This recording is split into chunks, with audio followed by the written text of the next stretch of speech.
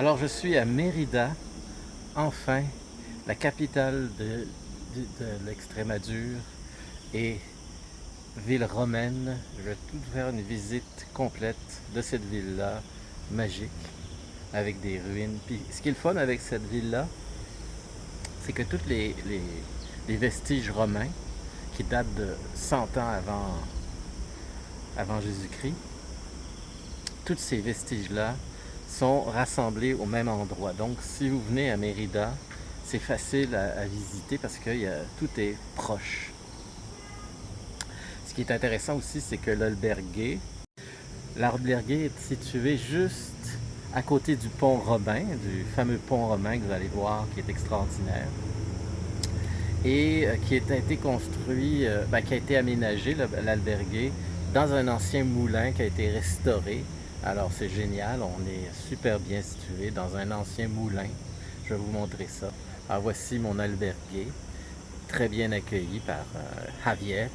Alors Xavier et moi, j'ai été accueilli par Javier, l'hôte de l'albergue. Et vous pouvez arriver tôt et vous avez, comme là il est 11 h et j'ai le temps de visiter la ville. Évidemment, une des premières attractions, c'est le pont romain qui date de exactement 25 avant Jésus-Christ et mesure, tenez-vous bien, la longueur, il mesure 762 mètres. Alors c'est très long et les Romains ont construit le pont pour qu'ils suivent vraiment la rivière, les inondations, tout ça. C'est pour ça que le pont n'est pas à la même hauteur, il varie de hauteur suivant les crues des eaux et tout ça. Ça a été calculé, les Romains étaient très forts dans la construction et analysaient bien la nature. Ensuite, les Visigoths qui ont occupé la ville, les Germains qui ont envahi l'Espagne, ont rénové en 465 après Jésus-Christ, l'ont retapé. Et finalement, au XVIIe siècle, ils ont aussi retapé ce pont-là. Donc, il y a des... Ce que vous voyez d'ailleurs ici, là, c'est fait par les Romains. Mais plus loin, on peut voir des reconstructions faites soit par les Visigoths ou soit au XVIIe siècle par les Espagnols. Donc ça, c'est l'histoire du pont romain. Et quand vous êtes pèlerin, vous arrivez par ce pont-là, vous tournez à droite pour arriver à l'auberge où j'étais il y a quelques instants. Alors, qui dit Rome dit le symbole de Rome, c'est la Louve avec Romulus, Rémulus et les deux fondateurs. C'est la légende, hein? La légende qui dit qu'une louve a sauvé Romulus et Rémus de la mort. Et ces deux personnes-là, en survivant, ont créé Rome. Alors c'est la louve qui a sauvé Rome, si on veut, les créateurs de Rome. Et en dessous, c'est marqué, c'est le nom initial de la ville qui s'appelait Augusta Emerita. Alors pourquoi Augusta? Parce que c'est l'empereur Auguste qui a fondé la ville. Emerita, qui a donné le nom à Mérida, c'est des légions romaines de vétérans, les meilleurs, pourquoi? C'est un peu en leur honneur que cette ville-là a été construite, en l'honneur des éméritas, ceux qui méritaient le plus du respect des Romains.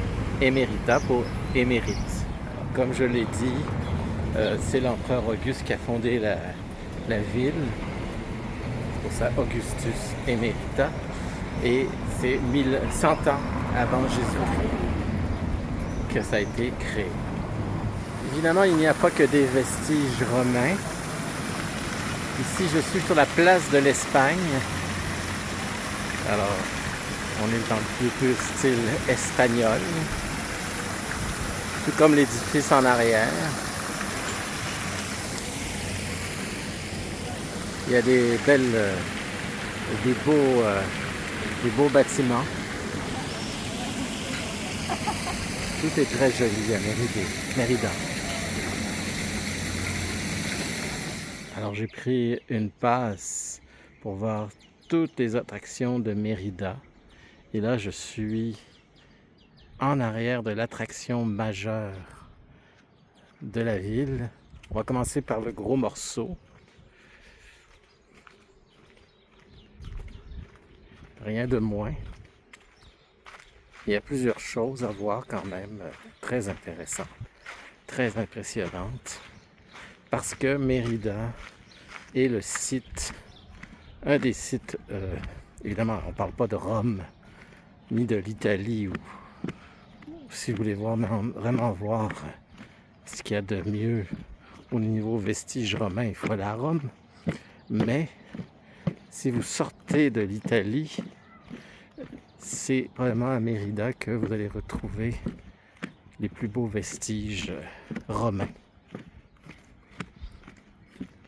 Et évidemment, qui dit vestiges romains dit théâtre et amphithéâtre. Parce que la culture pour les Romains était très importante. On va les voir. On va commencer par les arènes. Là où il y avait les jeux romains.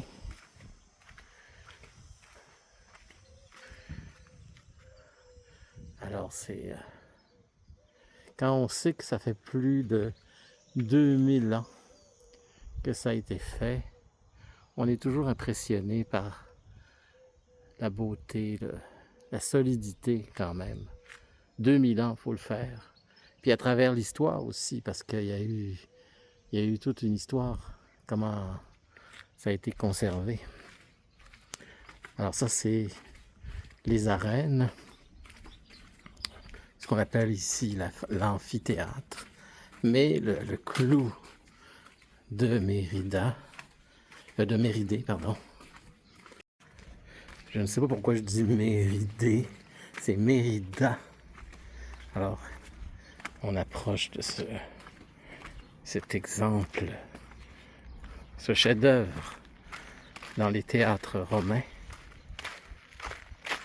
Ce qui est amusant, ils avaient fait les arènes et le théâtre juste à côté, alors de la culture et du sang, ça va ensemble pour les Romains. C'est côte à côte. Et là, je montre les grosses marches. Ils économisaient sur les marches. Parce qu'il fallait qu'ils les sculptent. Tenez-vous bien. Voilà le chef-d'œuvre de Mérida. Le voilà. C'est magistral. Alors j'aimerais ça qu'il y ait quelqu'un en plein centre ici qui parle pour voir l'acoustique qui est supposément parfait. C'était calculé pour que les comédiens puissent se faire comprendre sans effort. Alors il y a des statues, il y a des colonnes, c'était assez bien décoré. C'est un petit bijou. Alors les concerts doivent être extraordinaires ici. Alors je me suis reculé le plus possible pour que vous ayez une belle vue d'ensemble en vidéo. Ça vaut la peine de prendre le temps de faire un beau panoramique.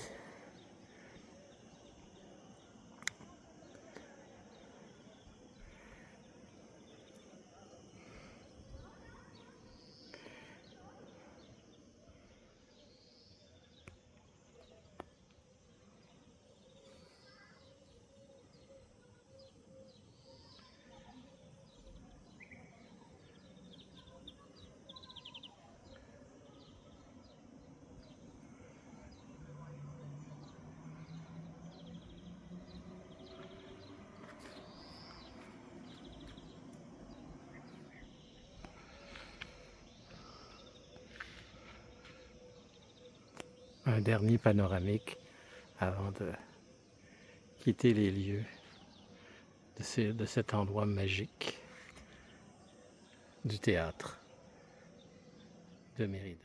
On va sortir par une autre porte. N'ayez pas peur, c'est un couloir sombre.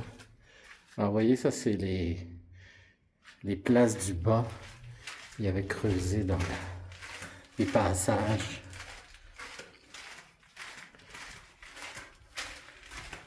Pour sortir. Ils avaient vraiment pensé à tous ces Romains.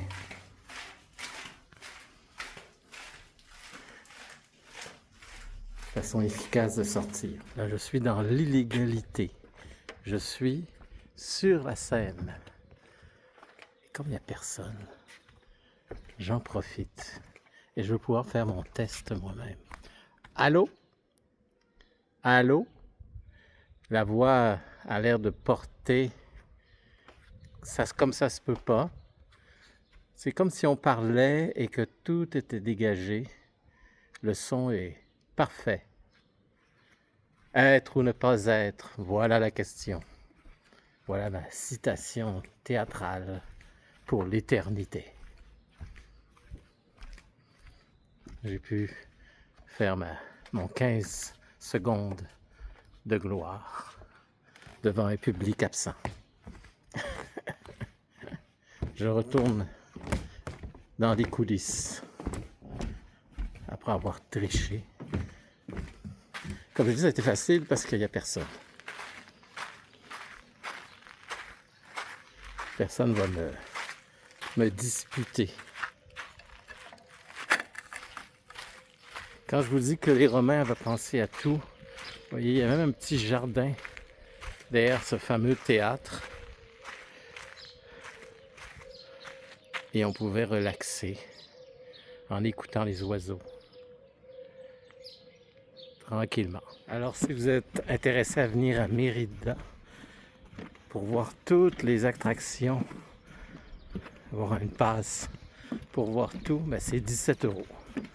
Ce qui est très... il y a à peu près 7 attractions payantes. Ça revient à 17 €. Et il y a d'autres attractions qui sont gratuites. Donc, ça revient pas cher. Et en plus, sont tous... Vous marchez pas trop. Ben pour moi, marcher, c'est pas un problème. Je demandais justement à la fille du service touristique, ah, où est-ce qu'on peut prendre l'autobus, c'est pour aller à Caceres. Je dois aller à Caceres. Puis elle me dit, oh, c'est loin. C'est au moins, c'est l'autre bord du pont. C'est au moins 20 minutes de marche. Moi, j'ai rien dit. Je marche 6 heures par jour. 6 à 8 heures. Alors, quand elle m'a dit, oh, c'est loin, j'ai trouvé ça drôle parce que elle n'avait aucune idée de ce que c'est pour moi marcher. Alors on est dans une section où il y a un aqueduc, une des maisons qui ont été déterrées. Et regardez, il reste des mosaïques végétales avec des feuilles noires et blancs. On peut voir de plus proche ce qui reste. C'est quand même extraordinaire qu'ils ont pu retrouver ça. C'était les maisons originales des Romains il y a 2000 ans. Il y en a encore ici. Comme on dit, ça donne une idée de... Vous voyez, c'est une superbe tête de lion ici qui ornait, qui décorait la ville. Évidemment, c'est tout ce qui reste de la ville, mais ça devait être beaucoup plus grand. On peut voir la mosaïque de plus proche ici.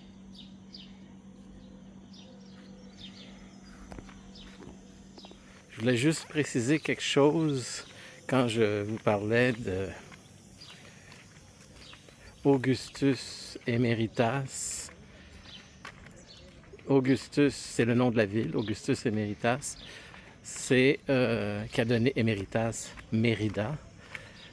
Mais Emeritas, j'avais parlé le mérite des soldats les plus méritants, mais en fait ça veut dire en latin Emeritas retraités. C'est des soldats qui se sont battus pour Rome et qui ont pris leur retraite. Donc c'est la ville d'Auguste, l'empereur, pour les retraités. Si on traduit ça, là, c'est ça que ça veut dire. Alors moi, c'était pas pour les méritants, mais les retraités. C'est une erreur de ma part. Alors nous sommes dans le cimetière de Mérida. Vous voyez les tombes. Ah, ils faisaient des tombes en pierre. Et vous en retrouvez à l'intérieur ici. On en voit ici. Des tombes romaines. Évidemment, c'était plus gros que ça parce que les gens n'avaient pas une vie très longue. Fait que ça faisait beaucoup de morts. Fait particulier, c'est que les Romains faisaient des tuyaux pour l'eau en plomb. Ben, le plomb, c'est cancérigène. C'est toxique. Alors, en faisant ça, oui, c'est pratique, mais ça leur raccourcissait la vie qui était déjà courte encore plus. Ben, ils ne savaient pas. Ils n'avaient pas la science complète. Regardez ici, là, on a vraiment la mosaïque parfaite, dans un état parfait, des maisons qu'ils ont déterrées. Un travail remarquable. Ils avaient quand même du goût. Vous voyez cette mosaïque, cette grande allée.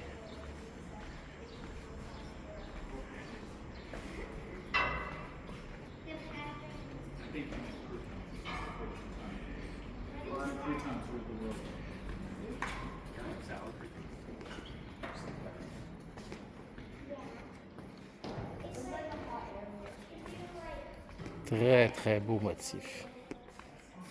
Bon, on a eu un patchage ici. Mais on revient à la mosaïque originale.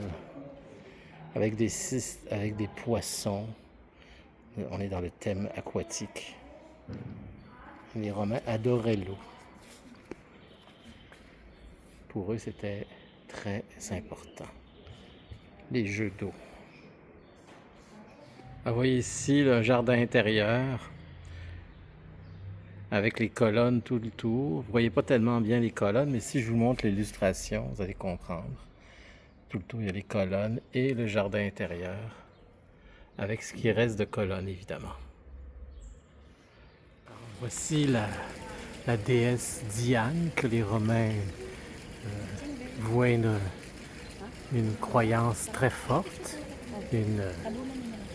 Ils adoraient plusieurs divinités et Diane était l'une d'elles. On va aller voir son temple. Alors ça, c'est l'entrée d'un édifice, celui du Forum. Le Forum, c'était un endroit, j'imagine, où les tribuns parlaient. C'est l'entrée du Forum. Ce qu'il en reste.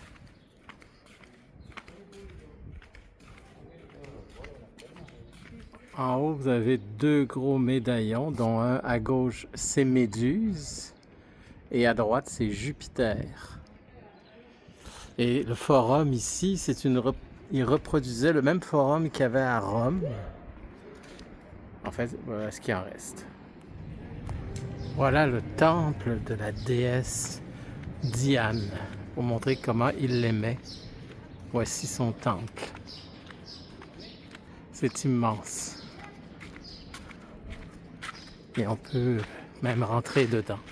Il y a un accès à l'escalier juste là. Alors voici de quoi avait l'air le temple quand il était en bon état. Le temple de Diane.